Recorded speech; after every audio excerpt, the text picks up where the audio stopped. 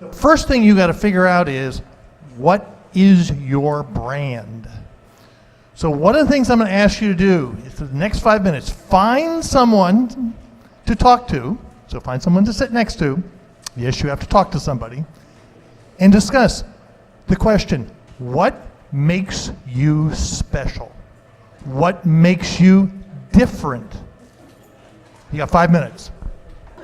What makes you special? One of the key pieces I'm going to be talking about is most of us are not very self-aware. And one of the key pieces is you have a brand. You just don't know what the heck it is. And part of that is then be able to articulate that brand. So I'm going to bring up my PowerPoint. Can I get the, one of the things I'm going to have him do is, I'm going to have Dennis, and by the way, Dennis Sneed back in the back of the room. Why don't you stand up, Dennis? Dennis is he's been on the board probably about 6 months less than I have.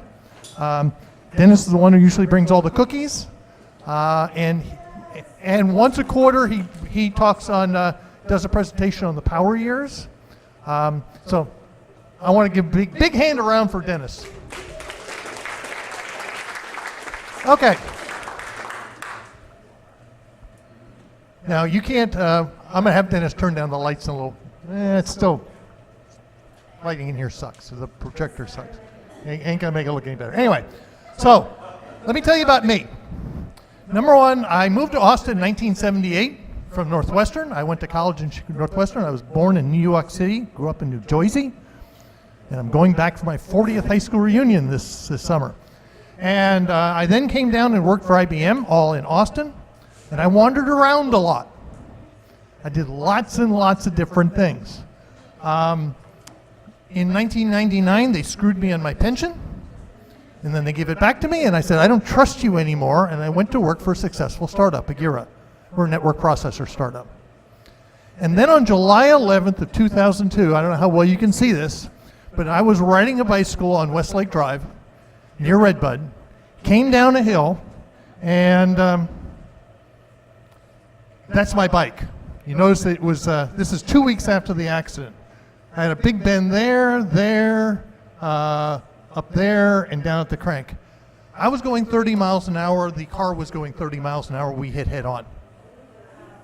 I tore up a knee. I broke a hip. I dislocated a shoulder. I broke 4 ribs. I had no internal injuries and no brain injuries I'm willing to admit to. And that is what I typically call my oh shit moment. And they had me, I was 5 days in the trauma center at BRAC. I was walking on crutches in 3 days. They threw 3 screws in my hip. I was back on a bike in 10 weeks, flying back to China in 4 months. That was, when I was flying into China, I'm going, why the hell am I doing this? The startup did not leave us rich, but left us debt free. We were bought out by Lucent. My Lucent options were worthless, but I got 6-figure retention bonuses. So we paid off the house. So the following year, I went off to ACC, got my math teaching certificate. I was 46 at the time. I taught for 2 years. I was highly successful. And I blew the doors off getting my kids to pass the tax test. No one noticed. And after 2 years, I said, I can't do this anymore. I couldn't do that and stay healthy. I then went off to did a year of fundraising at the Jewish Community Center, built a corporate development program. Being a non-Jew, being the face of a Jewish organization is interesting. After a year, I figured out that they did not know what they wanted and were not willing to give up to get. So I left, was going to take a few months off, and I was acquired. I was found again by Lifesize, which is a high-definition video conferencing startup. Now, in both cases, at Agira and at Lifesize, they found me. I was, in both cases, I got an email saying, are you interested? And I started Career Pivot in 2011. primarily because I've had more friends wiped out in these last 2 recessions. I've been quite blessed in the fact that I rode out both recessions at successful startups. We didn't get rich, but we've done quite well. So, the first thing is, what is a brand? Think about it. Corporations have brands, and what they do is they very, very carefully think about when you see their logo, hear their music, walk into their stores, they want you to think certain things. So let's firstly, McDonald's. Okay, I don't want to hear crappy hamburgers. What do your kids, when they see the McDonald's logo, what do your kids think? Chicken nuggets, what else? Happy Meal, toys, right? The McDonald's primarily markets firstly to kids. Now recently, what have you seen marketing and campaigns for McDonald's? For what product? Coffee, right? Particularly in this down market, and Starbucks and everybody else, you want to, I'm sorry, I don't say, when I walk into a Starbucks, I always say, I want a small Pike's Place. I don't do this tall crap. And they always ask me, do you want room for cream? And I say, no, I'm a real man. Real men don't drink coffee with stuff in it. So, McDonald's, very carefully, they've planted things. Now, Apple. What do you think when you see the Apple logo? iPod, iPhone, right? Now, one of the key pieces is, do you remember what the old Apple logo used to be? It used to be rainbows. That was back when they were Apple Computer Corporation. Early in the 2000s, Jobs decided that they wanted to move to being Apple, and basically they went from being a computer manufacturer to being a consumer products. Their marketing strategy in the late 90s was making the Mac the hub. As they entered into the 2000s was to make iTunes and later iCloud the hub. And they don't want this little flowery stuff. They wanted to attract consumers. So therefore they also changed the logo. Slick. They want something that was attractive to everyone. Trendy. Okay. Now, Starbucks. When you walk into a Starbucks store, what's the first thing you notice? The smell. Starbucks has been very careful about branding around the aroma of coffee. Now, why do they do that? Because smell is one of the major memory triggers. So I'll use the example. I grew up in New York, New Jersey. When I smell diesel fumes, I think Yankee Stadium. And you're going, huh? Well, my brother and I, every summer, used to go in to 2 to 3 times during the summer. The Yankees had twilight doubleheaders at Yankee Stadium. In other words, the first game would start at 5, the second game would start at 8. And we would ride the bus into the Port Authority in New York City. And we would ride through the Holland Tunnel. Well, that's one of my favorite experiences as a teenager with my brother and I, because I was like 12, 13, he was 17, 16, 17, 18. I still remember that. So yes, your body odor, your perfume. There are certain things I've spent much of my career in education. Now, by the way, I screwed up. When I told you that story at the beginning, why did I tell you that story? The story about me, sorry, in my bike accident. Right? Notice when I told you that story, will you remember it? Okay? It also tells you a lot about my values and who I am. Notice I didn't say what I did for IBM. I told you I didn't do what I did in high tech. I was a trainer. I built curriculum. I've been a public speaker. So when I go out and speak, that is my brand story. I want you to remember it. I'm going to talk a little bit later about my buddy Uwe Blob and what he doesn't do in his LinkedIn profile. By the way, Uwe played in 2 Olympics, and it's nowhere, anywhere on his LinkedIn profile. So the key piece there is I want you, as far as when you develop your brand story, I don't really give a crap what you do. I want to know who you are. I want to know the values. Why do I want to speak to you?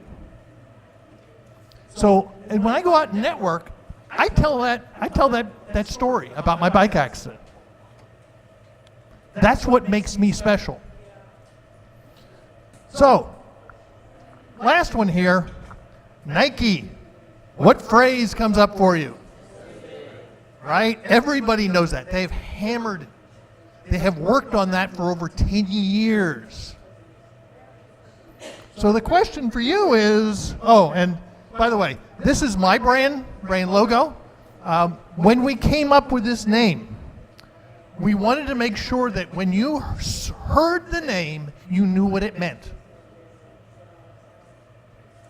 I get lots of compliments on this, and by the way, I didn't develop it.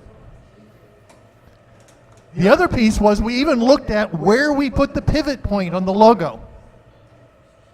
In other words, all this was carefully crafted. So how are we going to carefully craft your story? So I claim your brand, or what are the thoughts and feelings that come up when people see your name or hear your name? See your picture or hear your name. What do they think? And by the way, it doesn't make any difference what you think, it's what they think. Now, we can carefully control this, but one of the key pieces is to be authentic. So I like Jeff Bezos, who's the head of Amazon. Your brand is what people say about you when you're not in the room. Now, one of the key pieces here is what we want to do is we want to reproduce this in your LinkedIn profile and in other places on the internet. But the first question is, what's the image you're trying to portray? Okay? Because what do you check before you're going to meet a client or a hiring manager for the first time? What are they going to look at? They're going to look at your LinkedIn profile. Right? And the first thing they're going to look at is what? The picture. The second thing is they're going to look at, they're actually look at the headline. The headline. What we're going to talk about is how do you craft that headline to get them to do what you want them to do. The third thing they're going to do is they're going to read your summary. Your summary is going to be where you put your brand story.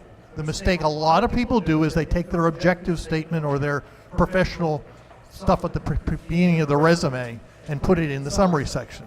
Wrong. It is your opportunity to tell your story. The question is, what the heck is your story? So the first thing I want you to do is to start figuring out vocabulary. Now, how many of you used word clouds? A few of you in the room. Okay. Word clouds are incredibly powerful. Now, this happens to be the first time I ever did this talk was actually 2 years ago.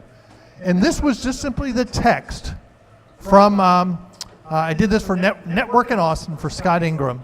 And this was the text, and I just threw it in a word cloud, and it came up and produced a pretty picture. And notice that in the bigger the words, the more common they occur. So LinkedIn and Marc were the most common words. So what I can do is, there are two word cloud tools. One is Wordle.net, and the second one is Tag Crowd. And I'm sorry, I meant to make handouts and I screwed up and got late this morning. I prefer tag crowd. What I do is, what you can do is simply take the text, copy it, paste it into, and let's say, make a picture. Now what I tell it to do is only give me the top 5 words. Don't give me all of them, just give me the top 5. Then, I also, in tag crowd, I can say, tell me the number, how often it occurs. Now, by the way, if you go to this URL, and I'll post this on the LinkedIn group later today, this has 7 blog posts that covers everything I've got, and I have a video on how to do this with a word cloud. I don't try and demonstrate it while I'm in the room. And the video on there is where I take a job description, happens to be for a training manager, because I used to be a training manager, and I cut and pasted it in, and I said, only give me the top 5 words. And the most common word was management. Now, once you get the most top 2 or 3 words, you want to go back into the job description and going, how are they using that phrase? Well, you would think it was used 12 times, and 5 times it was learning management system, and several more times as project management. Those are my 2 long tail key phrases. So when you are doing this, what we want to do is we want to look at the vocabulary. We want to look at vocabulary, 2 kinds of vocabulary. Number 1, words that are used to describe you. So, for example, go back into your recommendations on LinkedIn and go see what words are being used to describe you. One of the things I do with a lot of my clients is I have them go to their friends and say, what makes me special? What are the top 3 words that describe me? And very often, I've got one client, I just got an offer from Whole Foods, where he was really surprised. He kind of knew it, but he didn't think anybody saw him that way. And the point there, a part of his brain story, we use that vocabulary. Now, you can use this on job descriptions, and I encourage you to do this anytime you see a job posting. Go take the text and plug it in. Now, what this is going to do is give you the industry phrasing that they're using in the job description. And the key piece here is, from a recruiter or from a hiring manager perspective, what language are they using? By the way, if you're going to go in and interview with a hiring manager, go look at their LinkedIn profile. Copy and paste everything out of their LinkedIn profile, including their recommendations, and throw both the recommendations they give and the recommendations they get, and throw them into word clouds and see what words, the frequent words that pop up. Because one of the things you want to do is when you go in to interview, you want to use their language.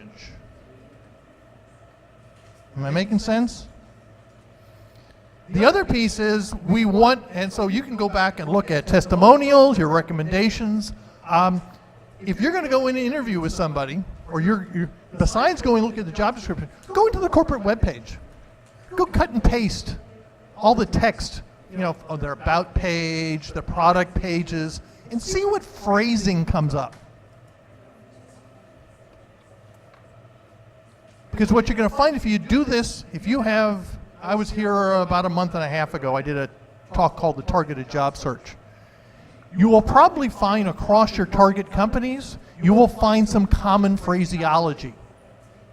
You may also find some terminology that will be very different from company to company. And then you have to choose the language you want to use. Remember, it's not the words that you use. It's the words that they use. So what we want to do is we want to build up a vocabulary that we want to use. Okay, the next thing, your picture. Do pictures bring up emotions? Oh, you betcha. Did the emotion in the room just go up? Now, rather interesting, when I originally did this talk, I had Obama's picture and I had Romney's picture. This is before the election. And rather interesting, I was with a guy at one of these talks who actually was a Romney impersonator. And he was hoping that Romney was going to get elected because he was going to get some business out of it. It was kind of a side thing he did. Well, after the election, I put Newt Gingrich's picture up. I had too many kids who, kids under 30, who didn't know who Newt Gingrich was. So I had to I had to start off with Sarah. I told you I suffer from CRS. Okay, so your picture. Now, can you see that? Kinda? Okay. That is my headshot, did by Corey Howell. Corey's the best headshot lady in town. She's also gotten quite expensive, but she does specials twice a year. And this was done on a green screen. I actually have 3 backgrounds. So what's behind me on this picture? Nah. Well, if this was better, you would notice it's the 360 bridge. Okay? So when people see it, they go, oh, he's from Austin. That's right. And that's, now on my LinkedIn. So for example, I'm speaking at an IEEE conference in December, and they wanted a picture. I have one with a concrete wall behind me. Because most of the attendees are not going to be from Austin. They're from all over the world. So the idea is I use different backgrounds. The one key piece is when you're having your picture taken, make sure the clothes you are wearing go with the background. Yes, I have an image consultant I work with. I have no taste. 0. Years ago when I worked in an IBM briefing center, when my son was about 10 or 11, I went out and wanted to go buy some shirts. I said, "Oh, come along with me." And he picked out some shirts. I went to work a couple days later, and someone said, "Wow, Mark, you're looking sharp today." No one ever said that to me. Then about 4 or 5 days later, it happened again. And a few days later, it happened again. I was always wearing a shirt that my son had picked out. I have 0 taste. So by the way, I am an autumn. I had my colors done. And so one of the things is I brought Jean along, Jean LaFace, my image consultant. She made sure she picked out the shirts. So one of the key pieces is you got to make sure that whatever you're going to wear is going to go with the background. And by the way, most of you guys, you need help. Okay, the key piece though is your LinkedIn. Now, typically when you get a headshot done, or if you just have someone take the picture, it's going to be rectangular. The LinkedIn photo is cropped as square. So one of the things you want to think about ahead of time is how are you going to crop it to square? And this is where I've had any number of folks who have had their headshot done, and it's just what entirely fills the screen is their head. And when they crop it, it doesn't work. Now, I'm tall and thin. I want you to know that. In other words, I'm a former athlete. I like you to know that I'm physically fit, right? I want to show that in the picture. When we cropped it, I wanted to keep it and I wanted to make sure that the bridge behind me still showed up. So the key piece here is I spent a lot of time thinking about what was the image I was going to try and portray. And by the way, I want to be approachable.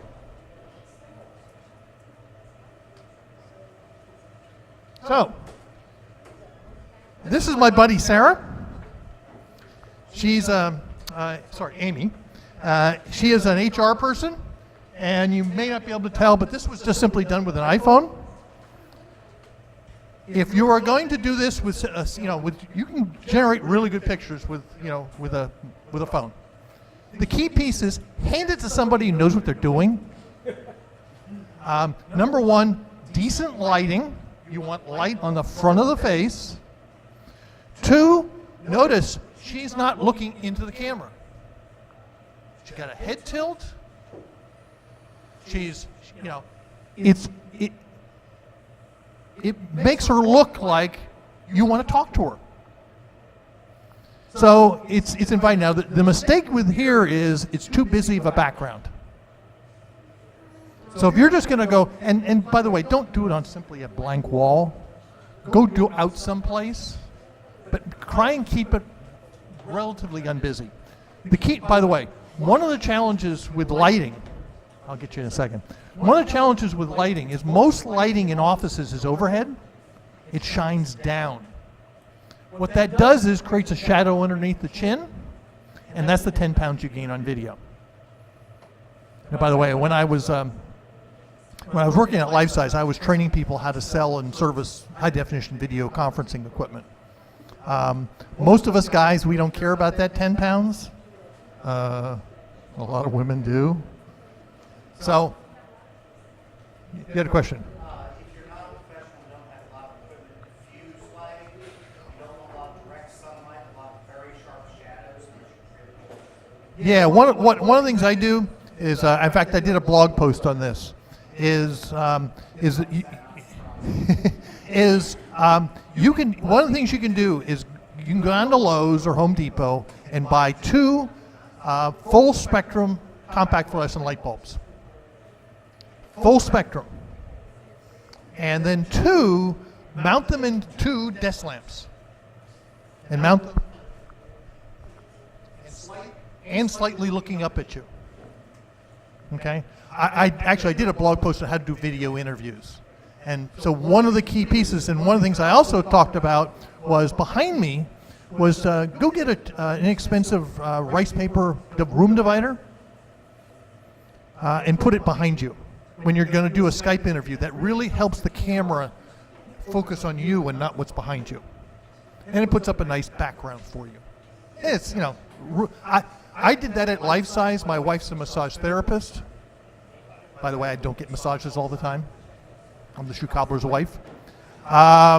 And she had these room dividers that she used in her massage room, and I just picked one, brought it to work, and went, wow, that worked well. So think about how the picture's going to take in with the lighting. Now, one of the ways is to do it outside, but the big thing is to make sure you have lighting coming from below. And this can be done very inexpensively with a desk lamp and a full spectrum light bulb. Okay, this is my buddy Nando. Nando is cool. Notice it only shows half his face, right? Nando's a creative.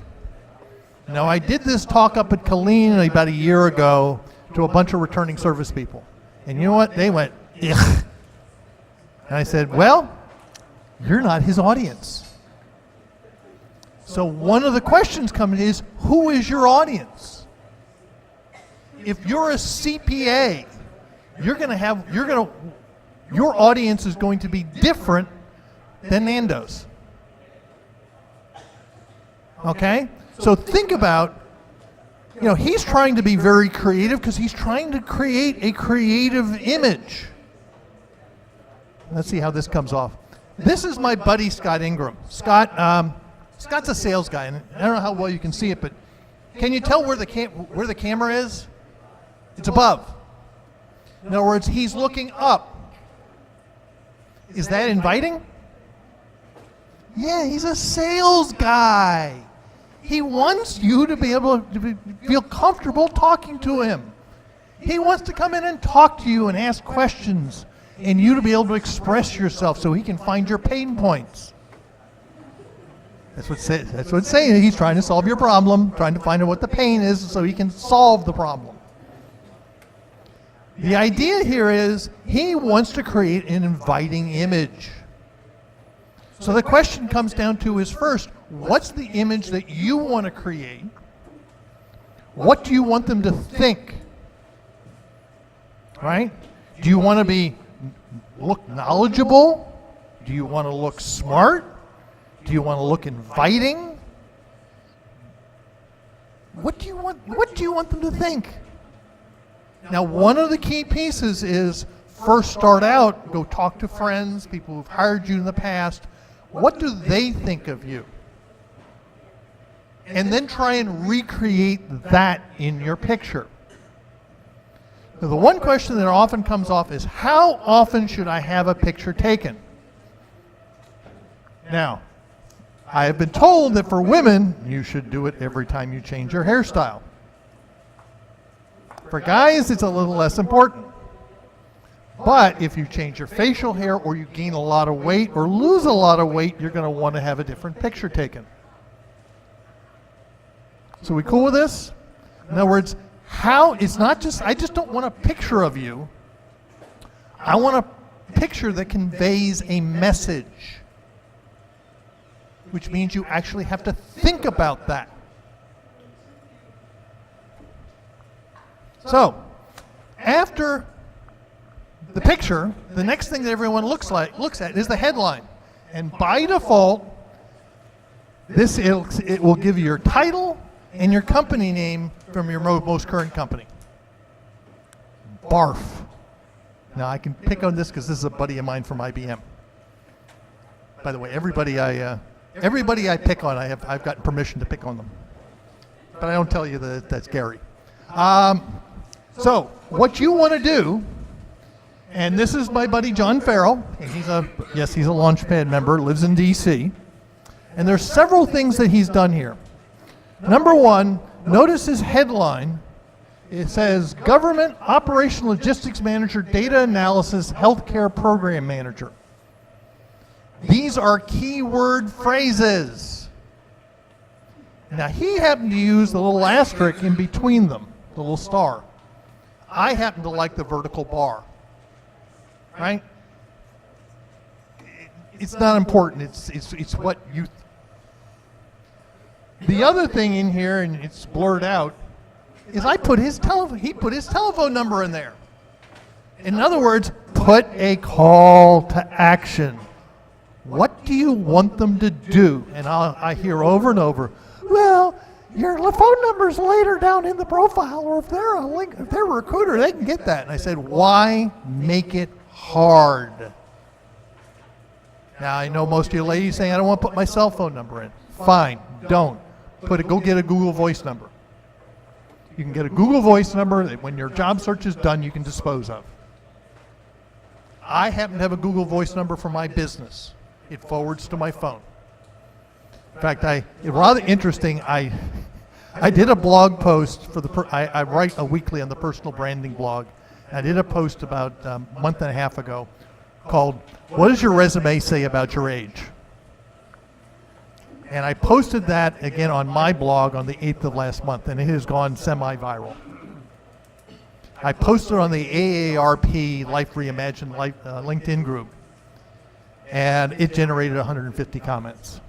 Now, one of the things I said was, okay, if you have an AOL email address, you're old.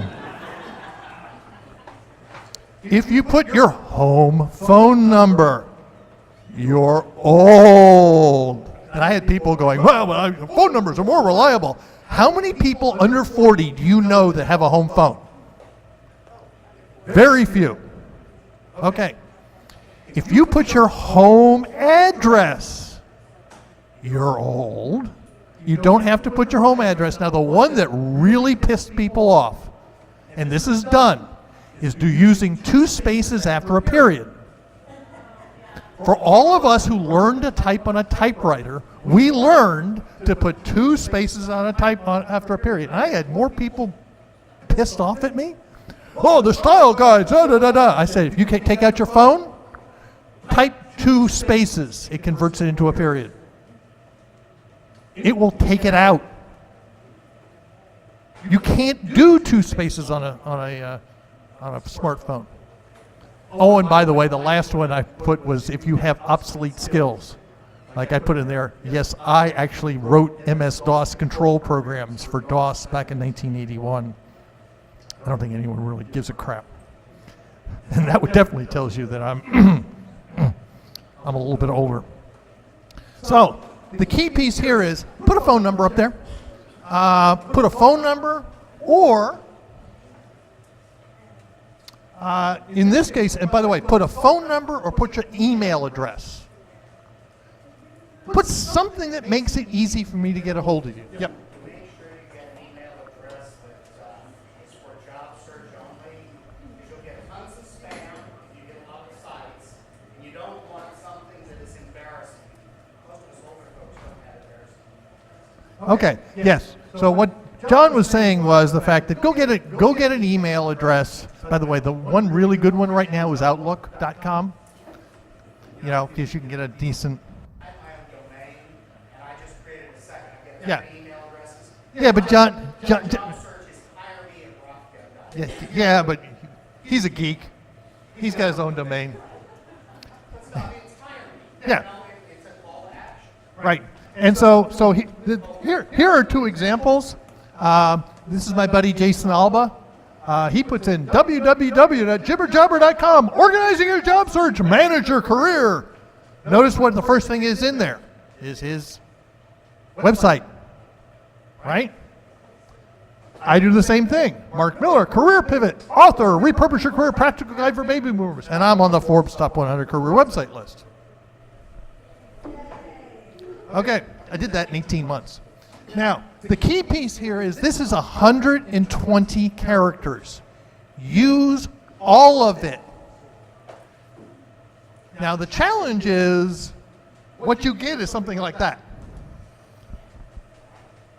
So go into Microsoft Word, type it out, use the word count tool, and it will tell you how long it is.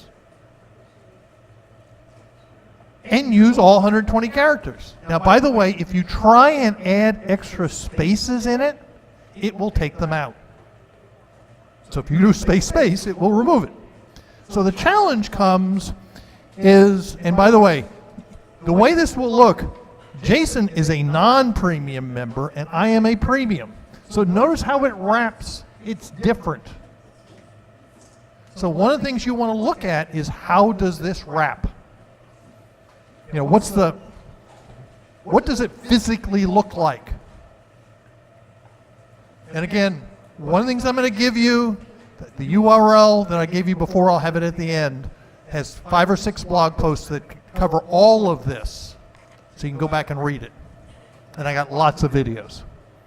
So, when you go enter, don't try and enter it directly in here. Okay? Don't try this. Okay, then here's your LinkedIn summary. This is my buddy Uwe Blob. Anybody know who Uwe is? Few people. Uwe's semi-famous. Okay, well-educated, well-rounded professional with international experience and background in sales and operation. Boring. Okay, why is Uwe semi-famous? Well, he played for Bobby Knight at University of Indiana. By the way, he's 7 feet 1 inches tall. He's German. He played for the Spurs and the Mavericks for about 6 years. Played in professional basketball back in Germany, and played in 2 Olympics. And I'm pretty sure he played against the Dream Team in '92.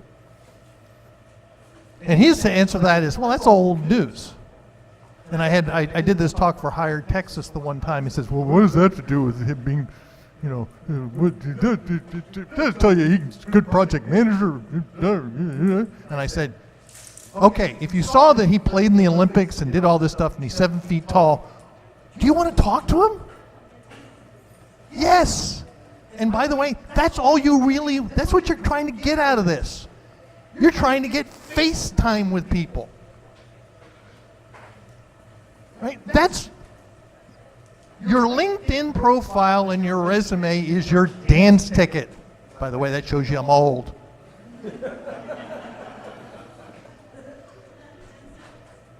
Yeah. So, the point here is what you want is get FaceTime with people so I can go, hi, how are you? I'm good at what I do, right? That's what you're looking for. So what I'm gonna do in here is I'm gonna go put in and tell you my story. So my story here, and I'll read the first part, is I've had an eclectic career to say the least. In other words, I want a strong headline that tells you why do you want to keep reading. Then I have, my journey includes 22 years at IBM, several thriving tech startups, a painful stint as a high school teacher, a gig raising funds of the Jewish Community Association, and a near fatal bicycle accident that changed my perspective forever. On the morning of in 2002, and I go on and on. And the idea here is, I'm telling you my story. Now, did I write this? No. You all suck at writing your own brand story. What I do with most of my clients is, first thing we will do is we will come up with a branding statement. And then I've got 3 methods for writing the brand story. And I usually try and find someone else to write it. And that doesn't always work. But the key piece is you need outside perspective. This was actually written by Susan Leahy, who's my co-author on my book. She's my semi-ghostwriter. And one of the things that Susan's really good at was she's really good at writing in my voice. So, by the way, some of the best luck I've had has been with adult daughters. Having adult children, particularly daughters, are really good at writing the story. Now, we'll give them the storyline, but we'll usually give them the artistic license. Okay? Now, this is 2,000 characters. Yes, 2,000 characters. It's not much. When you want to tell your story, it's 4 to 5 paragraphs at most. What I find is most people we start out, it ends up being about 2,500 to 3,000 characters. And then we got to wean it down and make it tight. So the key piece there is we want to authentically brand you and tell your story. And this is not, largely it's not about what you've done. I want to know who you are. I had one client where we branded her, she's a project manager who makes her teams the best that they can be. She was really good at taking very diverse teams and make them work together. And that's the story we wanted to tell. And what we did was we did example, example, example. In my case, it was about my bike accident, a single event. And with other people, usually very likely there's a theme that follows through their career. Right now I've got a client and a former employee where we're working on, and what we've done is she's good at connecting the dots.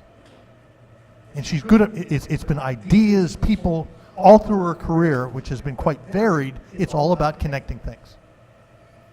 So the key piece here is get some help. Now, last couple of things I want to talk about. Number one, who's Googled themselves? A lot.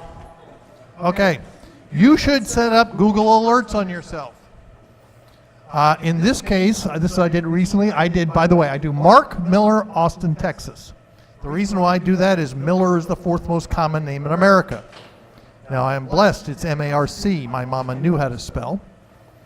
By the way, my middle initial is R, so my initials are M-R, so I'm Mr. Miller, and my mama gave me those initials so I get some respect, which doesn't work.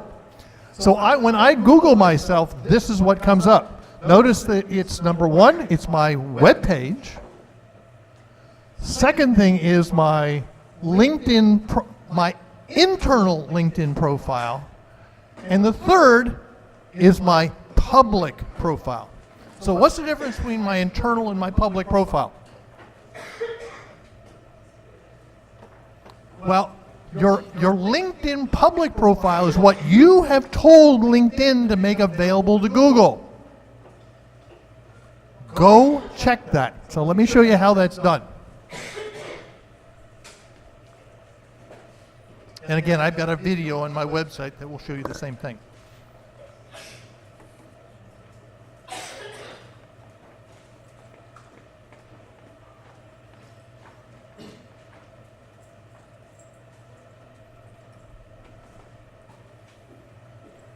Okay, this is where I always have fun, changing resolutions. See if we get, okay.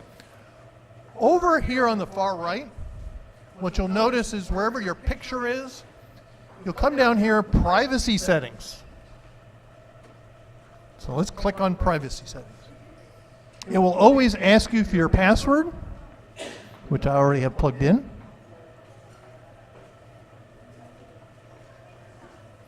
And down here, it says edit your public profile. And again, this is all on my website. Nice little video that will walk you through this. So if you've gone to if you log out of LinkedIn, what you will see is something that looks like this. Then all these checkboxes, what do you want to appear in LinkedIn? What do you want Google to see?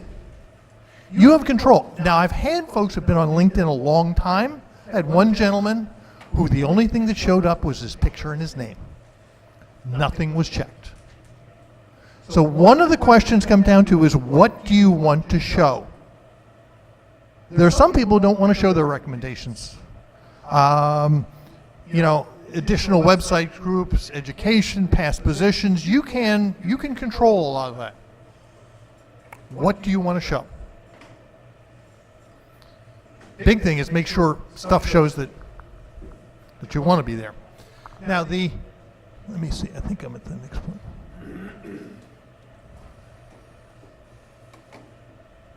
Yeah. So the last thing I wanted, before we get on to the action items, how many of you, let me come back home here. Let me go to my profile.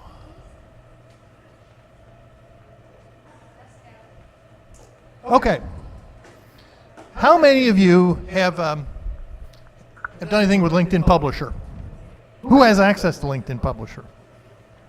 LinkedIn Publisher, anybody seen the influencers?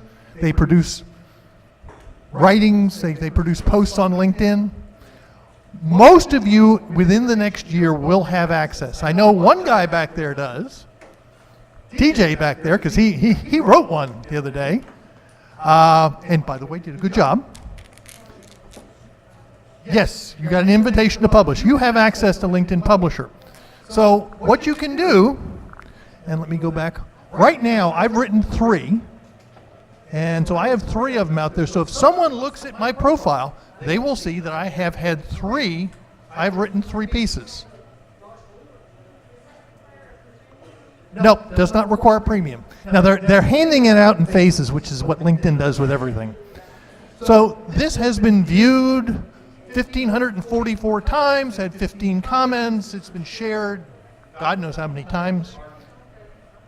Yes? I just recently got an invitation from LinkedIn that said something about writing on a topic.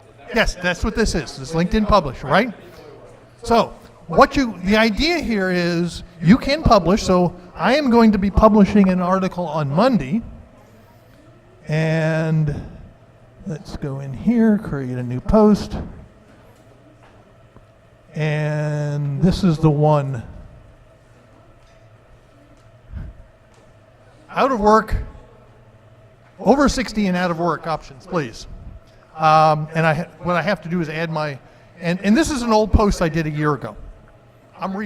Now, when I post it, it will show up in every one of my connections and everybody who follows me, which is now close to 3,000 people. Between both, and they will see it, and they will be able to share it. Now the difference, I have a blog, you don't. But this is a great way for you to be able to write on topics that you want that show that you know your stuff. And the big thing here is I don't care how many people read it for most of you, it's the fact that when they go to their LinkedIn profile, that will show up right at the top and they say, oh, this guy knows his stuff. Now, key, before you publish anything, have someone proofread it. I have seen some really, smart people put out some glaring errors. I happen to have an editor who proofs everything I do. Now, this could be a husband, it could be a wife, it could be just anybody. Just get another set of eyes on it. And the goodness is, once it is published, you can go back and fix those. Because I last time I published one was an old post that hadn't been edited, and yes, I have a friend who, Martha Gale Moore, who suddenly emailed me and said, "Oh, by the way, you got yeah. Well, I had WERE, and it should have been WE''RE. Little minor stuff like that. And I am quite blessed. I have people who look at my stuff, and rather than point it out, they'll email me and say, "You made a little error." So go, but this is a great way for you to start building your portfolio to show that you know your stuff. Now, also on your LinkedIn profile, you can, and let me go back home.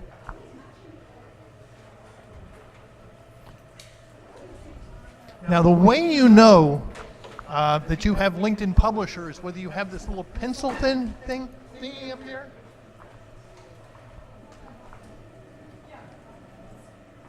Right there. If you get the little pencil thingy, you know you have, that's the only little thing that you know other than they emailed you to tell you that. The other piece that I want you to look at is on your profile, there are rich media links. So in this case, I have on my summary, I guess we'll see you tomorrow. I have a video. This is my homepage video. It's just off YouTube. Okay. I have Miss you. I have SlideShare presentations. Okay, take care. You can also, Bye. for each job you've had, you can put rich media links. Now, these can be a URL, something that's on the web. You can also upload a file. So if you produce some gorgeous PDFs or some presentations or something that you want to that shows everyone that you know your stuff, this is a place to put your portfolio up. Okay?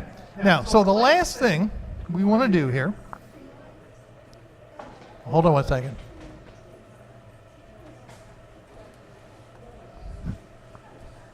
Who called me Mr. Miller?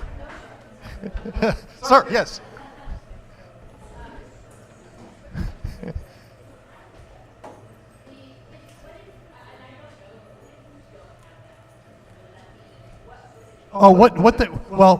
Again, I did a blog post here recently about LinkedIn Publisher. If you just go to my blog, it's just in the last 2 weeks, where there is a link where you can request it, and that's in that blog post.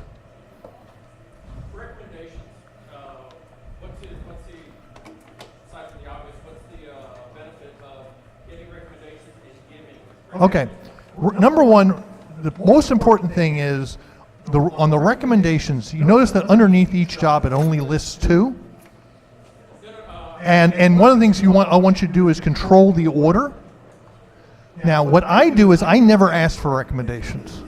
What I do is now I ask for them because I'm looking from clients, but when I worked, what I do is I give recommendations when I had a job.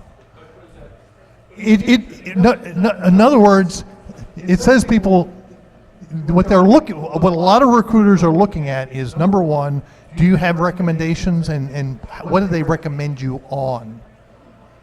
It's a proof point that you know what you're doing. Now, by the way, one of the key pieces I do is when I'm looking at a job and a hiring manager, I look at the hiring manager and see whether, number one, they give any recommendations, and anybody who has recommended them. Now, I left my last job because I worked for a jerk. He put me in a highly unethical position, like telling me to hire the next CEO's brother. And by the way, I was old enough to be his father. And I told him to screw off. I wouldn't do it.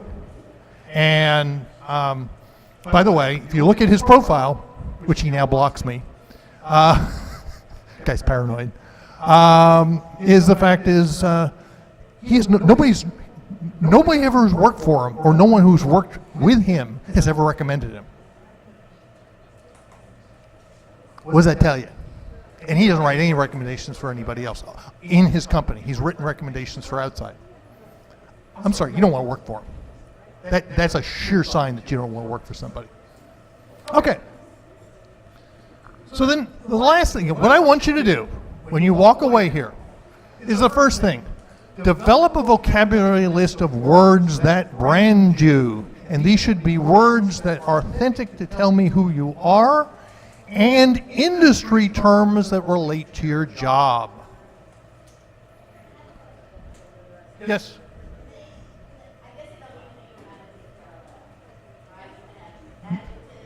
Yes, that's right. That's right.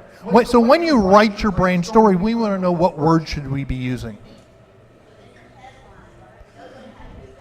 No.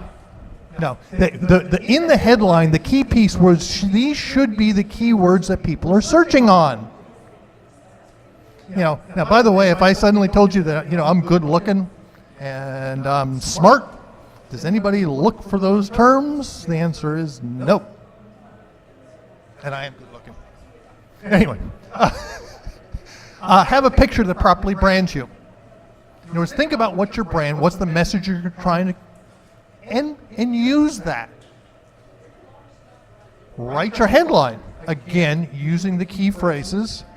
Write your brand story, find someone else to help you. Check to make sure your LinkedIn profile is visible. And I'm going to give away a few of my books. And by the way, we also have, is Patrick? Yeah, Patrick's still here. And the last thing is the one URL I want you to walk away with is this one. And that, again, that has a bunch of blog posts that everything I covered here today. I'll let everyone write that down. I think it's always cool that people can now take pictures of their. Well, it's funny. I attended, I forget, Product Camp or Word Camp or whatever, and I found a bunch of pictures I had taken from a presentation 2 years ago on my phone. Okay, everyone cool? Yes, sir.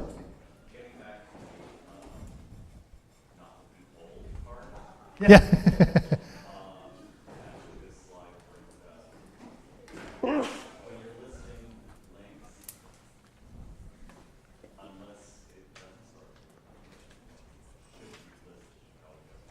I don't. I don't ever use the www. Yep.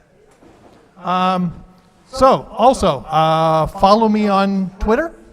I post 2 to 3 times a day, all career-related material. Also, my Facebook, it's lonely. Like it, please. Yes, sir. Why is Twitter important? Okay, Twitter, because Twitter is where a lot of recruiters hang out. So I would be focusing on recruiters, particularly at your target companies. So, by the way, if I want to get a recruiter's attention, I'll tweet them. I can get their attention really quick. Now, Will Thompson, who came in here the other day, I've been mentoring Will. If I want Will, I want to talk to him. I tweet him. Beep, oh, it shows up on his phone. I want someone to say, by the way, I post a piece of material that I think I want a recruiter to see. I tweet them with that link, because they'll look at it. The vast majority, right? So one of the key pieces, I do a multi-generational talk, and one of the key pieces is if I want to be heard and understood, I have to understand the preferred communication style of the person I'm communicating to and use their preferred communication style. which, by the way, means you have to teach the kids to communicate back way. Yes. Well, the difference is, and I do this, and I think anybody here went to the PMI talk I gave a couple weeks ago? Yeah. And so one of the key pieces is our parents' generation, they wrote when they left home. Most of us, we grew up talking on the phone. The Gen Xers, they got email, and the kids text. So we went from a written word to an auditory word to back to a written kinda. And the point is, if I want to get a hold of my son, who's 29, turns 30 in a couple of weeks, is I text him. I have modified my communication style for my kids, so I will do that for my younger employees. So I had a question back here. With Twitter, I mean, are you advocating putting tweets out or mostly just watching it? I would start out watching. It took me a while to get the culture. And I still don't quite get the culture. But I know as a vehicle, I know if I want to get someone's attention and they're a big Twitter user, I can get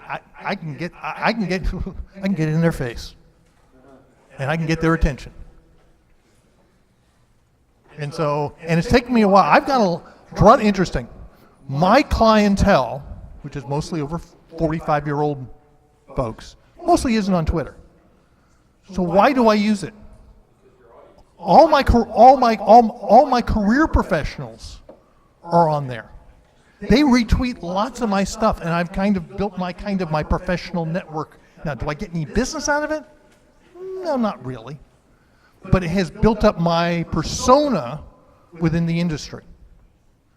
So one of the key pieces is, how am I going to use this and why? So, with that, any questions? Yeah, I get a lot of recruiters wanting to connect with me on LinkedIn. Yes. I don't know. My policy is I keep my personal life on Facebook, and I don't friend anybody I don't Right. know. LinkedIn, at least I've worked with them virtually, but usually I've met them and worked with them. Okay, here's what from what John. Let me tell you what. And I've got another blog post on how to connect with strangers. One of the key pieces I want you to think about. I do the same thing. John says he keeps his Facebook private. I do too. Yes, I don't post on Facebook if I take a picture, I don't immediately post it. If I'm out on vacation, I don't post pictures because that means I ain't home. Right? And I'm private. On LinkedIn, if a recruiter or an HR professional sends me an invitation, I accept it, period. And I immediately send them a note saying, how'd you find me? If it is somebody who I don't know why they're connecting, and if you go into your inbox, it's easier for me to demonstrate this, because you'll never find it. If I go in here into my inbox, and I have to go into my invitations, and so, for example, here I have Estelle Guerrero, build manager from Texas. I don't know who she is. I would pop in here. See this little arrow I've got here? Can you see these little arrows?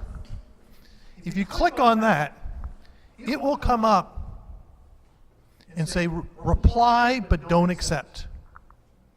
And now I can send her a LinkedIn message that says, and I will send in saying, how'd you find me? Yeah. So, and what I'll do is if I'm unsure, if she responds back, then I'll accept the invitation. Just tell me, I want to make sure you're alive. Now, rather interesting, I had recently had an issue. There's a group up in Minneapolis called Career Toolbox. And I was getting lots of invitations from people who I didn't know who they are. They were in the Career Toolbox LinkedIn group.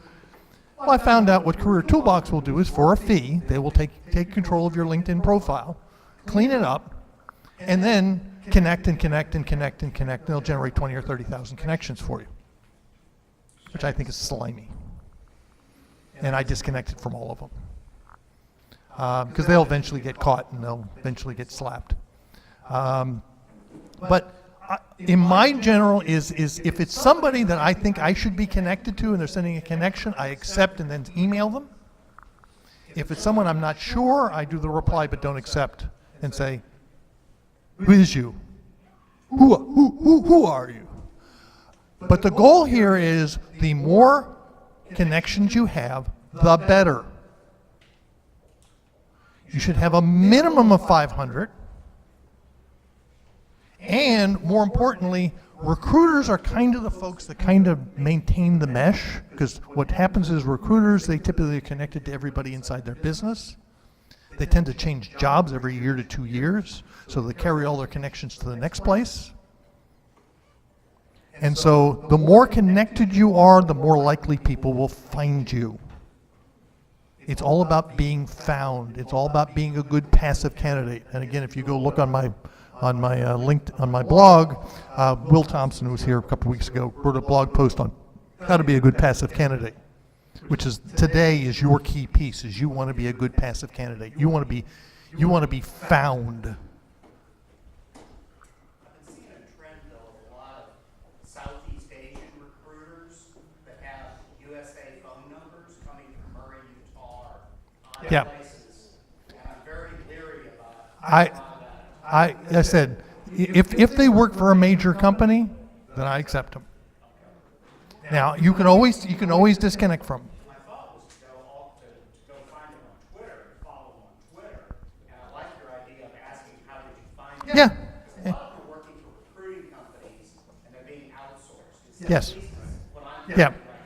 And I don't really want that kind of connection. Well, yeah, you do. Yes, you do. They're very aggressive too. Oh, that's fun. Because the fact that they're connected to a lot of people, and it's all. So, for example, one of the key pieces is that if you have a target company, connect with at least one recruiter within the company. If you send them an invitation, they will accept it.